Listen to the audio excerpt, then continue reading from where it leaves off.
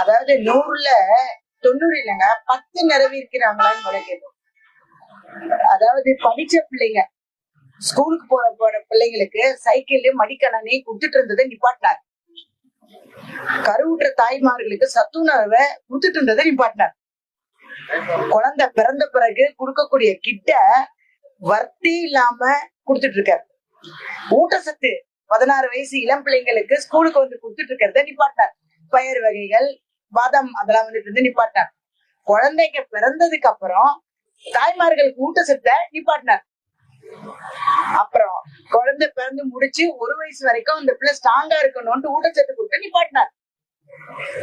எங்கேயும் குழந்தைங்க வந்து கல்யாணம் ஆகாம இருக்கே 18 வயசு தாலிக்கு தங்கத்தை நிப்பாட்டினாரு.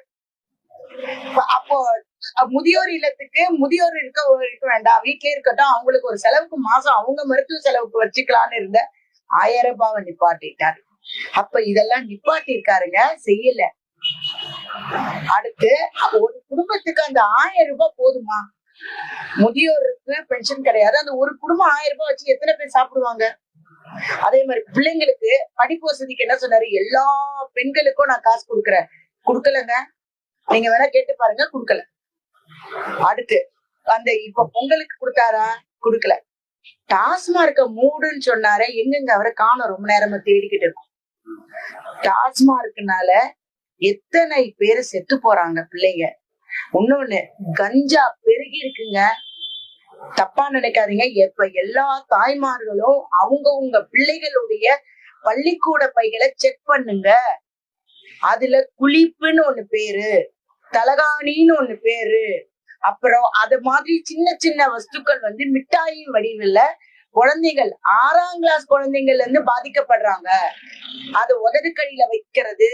பிரைவேட் ஸ்கூல்லு கவர்மெண்ட் ஸ்கூல்னு இல்லை, எல்லா ஸ்கூல்லயும் போதை நிரம்பி வழியுது. பாதுகாப்பு கிடையாது. 3 வயசு குழந்தைக்கும் பாதுகாப்பு இல்ல, 60 வயசு பொம்பளைக்கும் பாதுகாப்பு இல்ல. எங்க பார்த்தாலும் பாலியல் வன்கொடுமைகள், தொடர் பாலியல் சித்திரவதைகள். ஏன் கண்ணை காதை மூடிக்கிட்டு இருக்காரா? உங்க வீட்டு பிள்ளைங்களுக்கு நடந்தா சும்மா இருக்காரா? பெண்களுக்கு பாதுகாப்பு இல்ல. எங்க நடு தெருவுல 4 பேரை வெட்டி போட்டாங்களேங்க, வேற விட்டுருங்க. ஆம்ஸ்டான்ன்றது பெரிய தலைவர். அந்த கேஸ் என்னையாச்சு? லா அண்ட் ஆர்டர் 0, மக்களுக்கு கொடுக்க வேண்டிய நலத்திட்டங்கள் 0. அப்ப எதை வச்சு அவர் சொல்றாரு? பேருந்து இலவசம் போட்டாரு, ஆனா காசு கொடுத்து வாங்குறது டபுள் தி ரேட்டு. ஈவி கட்டணம் கண்ணுக்கு தெரியாம ஏறுது. சொத்து வரி இந்த 3 மாசம் கட்டணம்னா அடுத்த 3 மாசம் டபுள் தி அமௌண்ட்.